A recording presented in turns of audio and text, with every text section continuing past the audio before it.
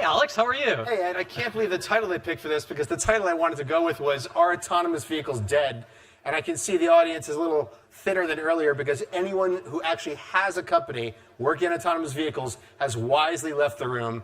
They know that I have very sharp critiques of them. And just for background here, I was for many years in media, and I was an angel investor in the sector, and I worked for Argo AI. I was an executive there for 4 years. And during that time, I was the internal bad guy pointing out what Argo should be doing better and what Argo is not yet doing. I have held on to those strong opinions, and it is delightful for me to spend some time on stage with Mr. Olson, whom I've known for many years because he was on my podcast, the Autonocast, many years ago. And, well, I guess we'll see in my questions exactly why I wanted to talk to you. But maybe one more data point for Mr. Olson and the audience. Before I was at Argo, but especially when I was there, I spent a lot of time working with the strategy and business development teams and looked at the competitive landscape. Argo raised almost $4 billion and lasted about 4 years. So you can do the math on the burn rate there. Argo was building a full stack, very complex but very robust solution, building robotaxi fleets that were deployed in Miami and Austin. When I was there, we were frequently asked, can this actually work, and how will the smaller companies survive? And one of the companies people talked about was May. And so I actually came to your defense internally in some meetings saying, you know, there might be something there. The psychology of the sector has been raise the most money, build the most complex solution, guaranteed to win, and the small guys, we can ignore them. And yet today, Argo is gone, and May is still here. So, what do you say when people ask you, are autonomous vehicles dead? How is May still in business? It is a good question because, of course, the headlines are filled with stories of AV companies that haven't made it. And the traditional model for building an AV company is sort of robotaxi. We're going to build thousands of vehicles, drop them off in the major metro areas, and this is going to require enormous teams, enormous amounts of capital, but then at some point, they're going to ramp their costs, and at some point, their revenues are going to shoot up. But as the technology kept kind of sliding off to the right, this is timed this way, the total capital cost of the business keeps going up and up and up. And eventually, some of the big sponsors in the space lose their nerve, and they decide this is not something they want to throw another $4 billion into. So it's a really fair question. And I think what the big difference with May is that we're thinking about how do we build the business as a first-order constraint. So let's not kind of go into R&D mode and build a huge R&D team, but let's figure out where the problems are that we can solve with the technology that is robust and scalable and deployable today. Go solve some problems, prove out the go-to-market strategy, bring in some revenue, and then the technology will get better. We'll learn, our customers will learn, and now we do something a little bigger, and then we do something a little bit bigger. And so what that's allowed us to do is to take a company which has raised a fair amount of money, but not $4 billion. We've raised about $190 million. And we are driving on public roads without safety drivers, with doing unprotected turns, traffic lights, stop signs, you name it, in dense, complicated environments. And I think we're the only AV company that actually makes money by operating AVs.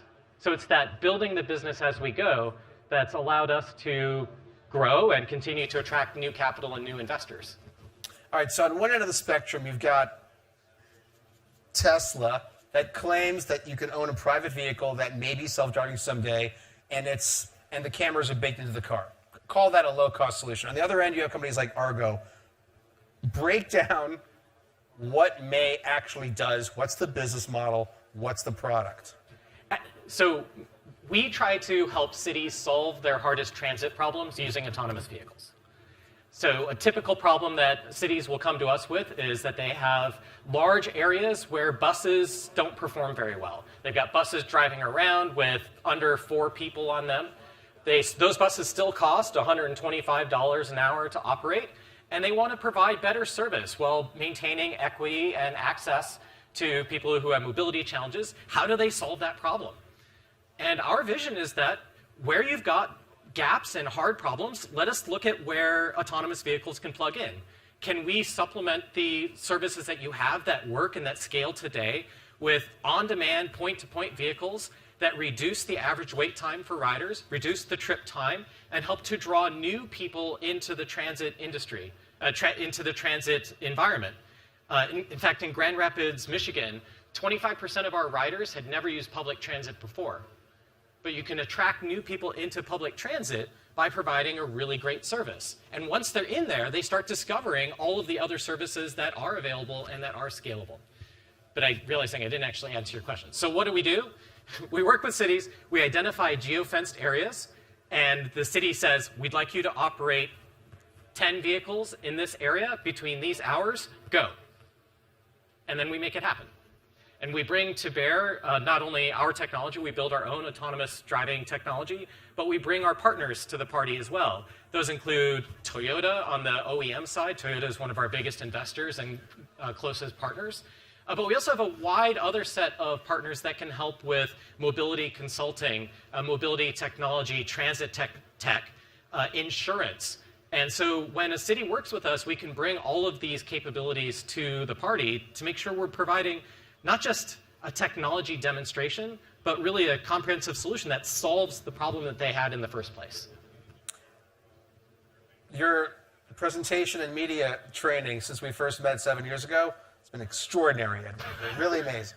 All right, so before I joined Argo, I was a frequent critic of AV companies who'd come in promising to solve every problem. They're going to be safer, they're going to intersect with make transit better, and a lot of those people came out like the Uber playbook.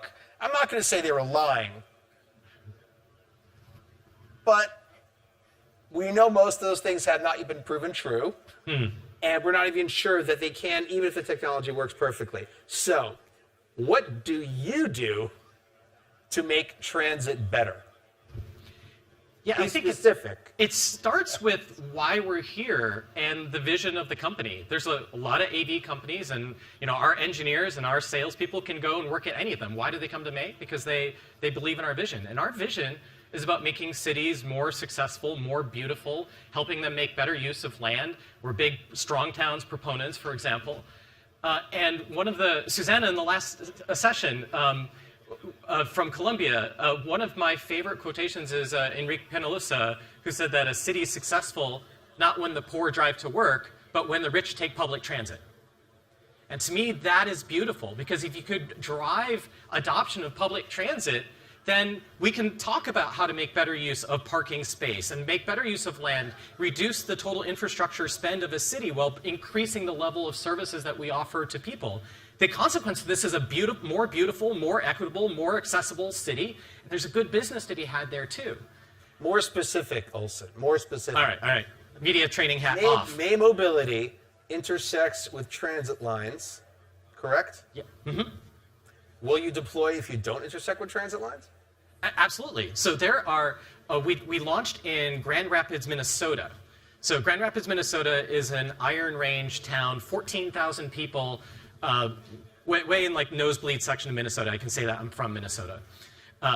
And this is a city that really struggles with transit because the population density is so low that there really is no bus route that will make economic sense. There's just not enough overlap in where people are going and coming from.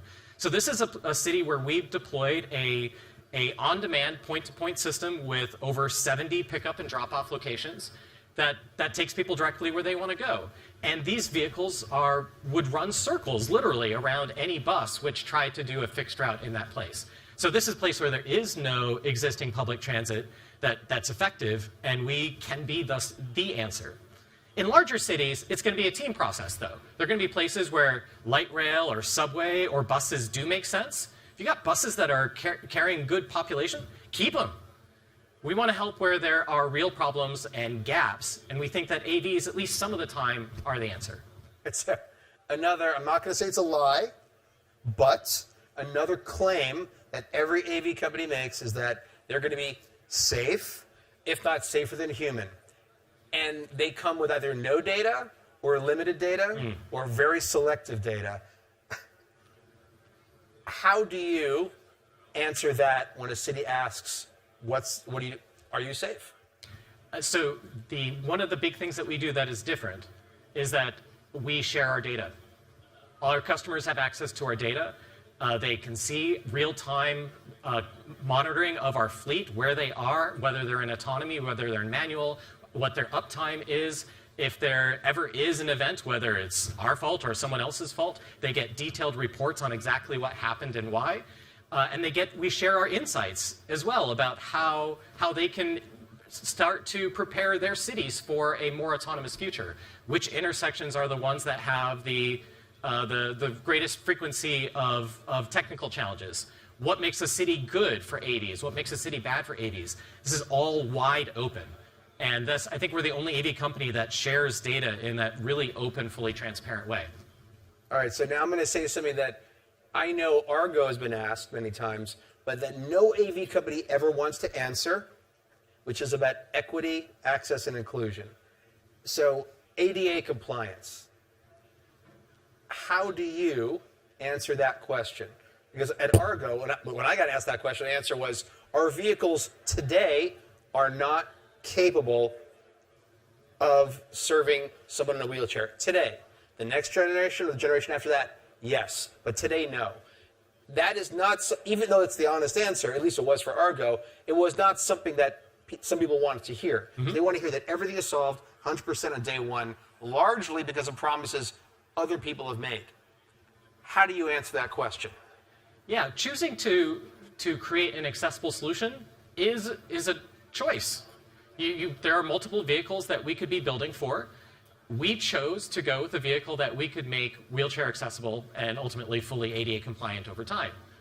That vehicle is outside on the curb right there. We operate wheelchair accessible vehicles in every single one of our sites. That's been important to us, and we have provided accessible vehicles for 5 years. And we'll continue to do that. All right, so you raised a round of money at a time when a lot of people couldn't. So what were your investors asking you last year after the market collapsed, and what did you tell them to close that round? Because, I mean, the autonomous vehicles being dead narrative has only increased since then. So, the biggest challenge that we have is that most investors have already decided that they understand the dynamics of the AV industry, that robotaxi is the play, and that the capital requirements are going to be billions of dollars, and the time to profitability is going to be 2030, and they're like, nah, hard pass. What gets them to spend more time with us is when we point out that we're not robotaxis. We have a working, scaling business model. We can get to profitability much earlier on much less capital than other companies because we're not in R&D mode. We're in build the business as we're improving the technology. And that's what we've been doing. I think I mentioned before, I think we're the only AV company that actually makes money by operating AVs. And you did mention it before. Oh, okay. Well, in case I didn't mention, you weren't paying attention, I think May Mobility is the only company that makes money by actually operating AVs. That's huge. Most AVs, every time you see an AV out, that's a company losing money. But we've really focused on that go-to-market strategy, and that means thinking about the vehicles. Do our vehicles have every bell and whistle on them? No. Those vehicles are designed to make financial sense today, because making financial sense for us means making financial sense for our customers as well. So why can't Waymo or Cruise just enter a market where you are and just crush you? Yeah. So Waymo and Cruise, great companies, super smart people. If you've had it, give me a hand if you've ridden in a Waymo Cruise vehicle. Okay. Homework. Next time you're in one of their places, you should go for a ride. They're really great services. But they have a couple problems. They're going to have a really hard time scaling. So in the robotaxi kind of model, they need to drive their asset utilization as high as possible. And that means they're going to go to the densest urban environments possible. That's the only place we're going to be able to get the asset utilization to try to get this to be profitable. Whereas our go-to-market strategy, we primarily compete with buses, where buses are not good solutions to transit problems. That tends to be more mid-sized, small-sized cities, suburbia, places where those buses, there's not a good route for them. And so, first of all, one of the reasons that they're not going to go after our market is because we're in an entirely different geographic area. Now, we can operate in large cities too, but our target markets where our strike zone is are actually different. The other big challenge is that because their burn rate is so high, so Cruise, I think their last filing, they said they spent $560 million last quarter in 3 months. So Cruise spends in 12 days what May spends in a year, to give you an idea of capital efficiency. So in order for a company with a burn rate of $560 million to become profitable, they would need to deploy hundreds of thousands of vehicles.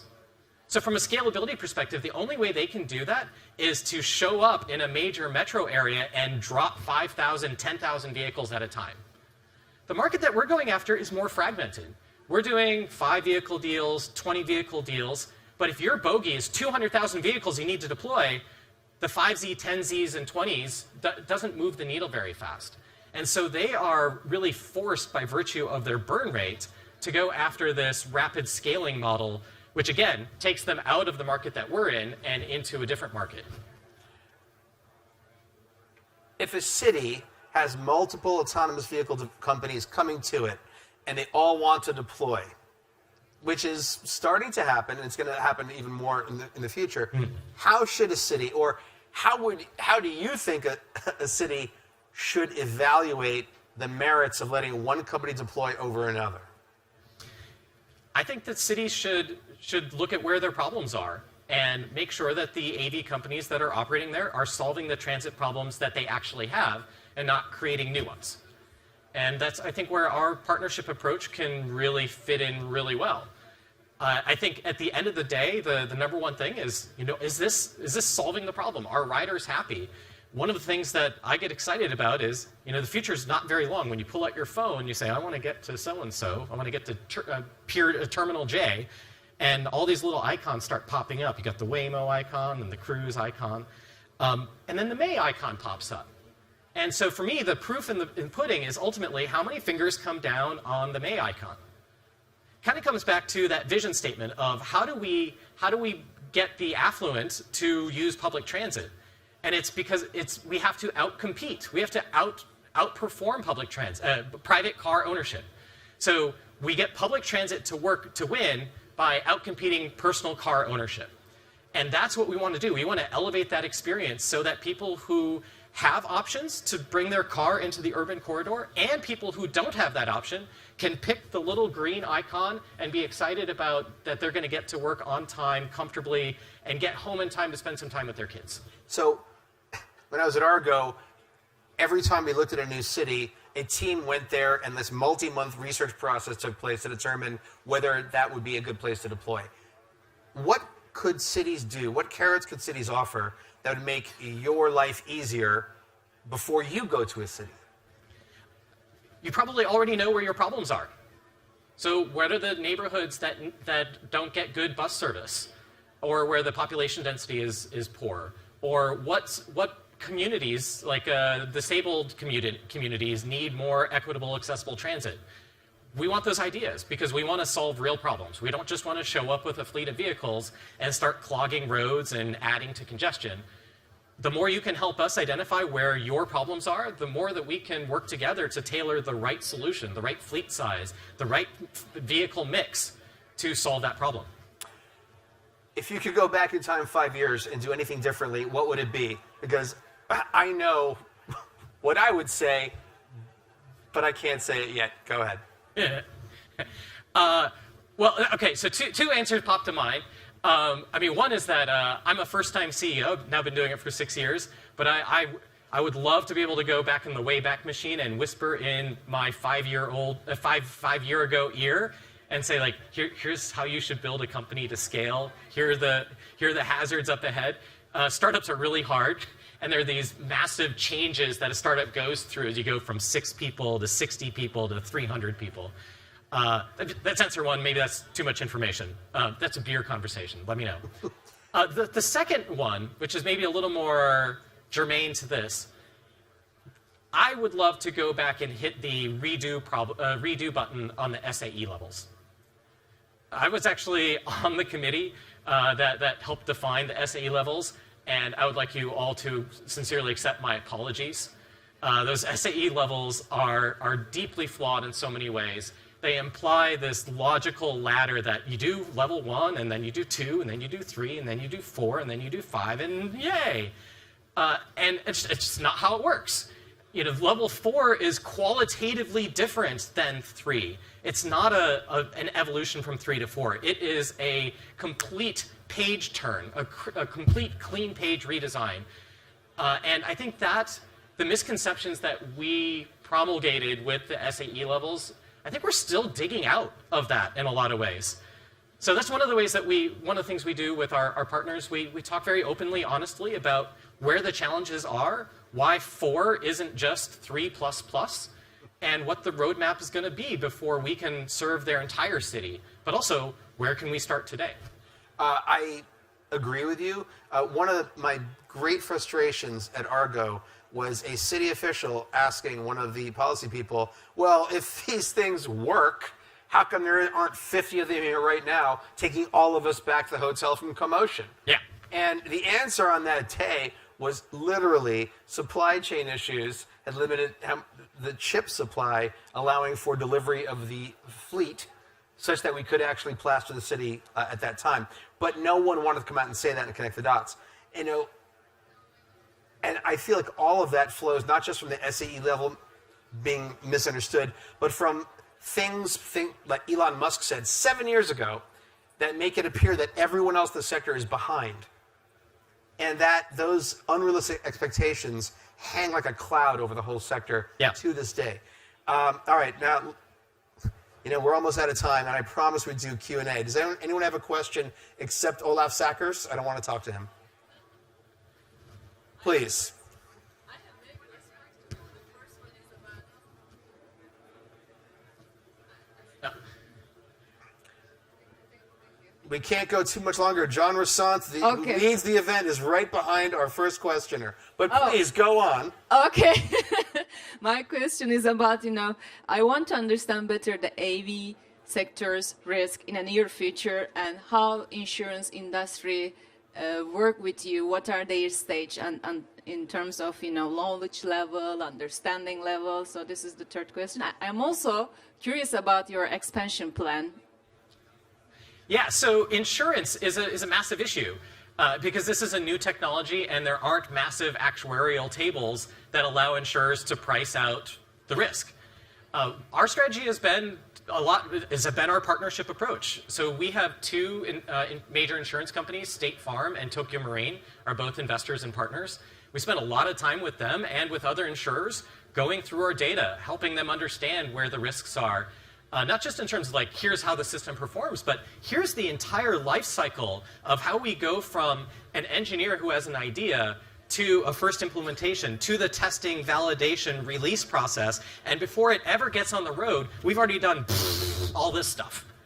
And so it's full transparency because they're our partners. And the more they understand, our philosophy is the more they understand how good a job we think we're doing, the better our rates are going to be. So it's self-interest. And I'm sorry, what was the second part of your question? Expansion plans. Expansion plans, yes. So we are in 11, we've operated in 11 cities. We're active in 4 right now. And we have some supply chain issues as well. Oh, do you? Yeah, it's been known to happen. But we are scaling the company. So we expect to be operating hundreds of vehicles in the next couple of years and then thousands of vehicles a few years down the road. And I think the big difference here is that this isn't a, we're R&D, R&D, R&D, R&D, and then a miracle occurs. That ramp is already happening. And so, we've got a dotted line of projections, and we're filling in with solid line our actuals as we're tracking according to that plan. So it's not going to be overnight. We're going to pick off where it's safe and where we have the biggest impact first, and where the business case is the best, but it's coming. Lightning question, my friend, Mr. Paul, go on. How do you solve your charging needs with the vehicles? Charging. Well, really easy. We put dino juice in our cars. So this is a massive problem because a lot of people want EVs. We love EVs too. But a lot of cities aren't ready for a fleet of 50 or 100 EVs to show up. The last panel talked a lot about that. And so what we provide today are the workhorse of our fleet is a hybrid Toyota Sienna. So versus the kinds of buses that are oftentimes operating in those areas, we get about 90% of the green benefit, but we get it without imposing upon the city the need to deploy $1 million substation next to the depot. Over time, I think the industry is going to go more EV, makes the overall system cost lower, greener, all the things we love about EVs. But right now, I think we've got a really pragmatic solution that cities can get excited about and can start learning with, and then we can start mixing in the EVs as the entire ecosystem becomes truly ready for EV. Thank you, Mr. Olson, and thank you for coming. Thank you.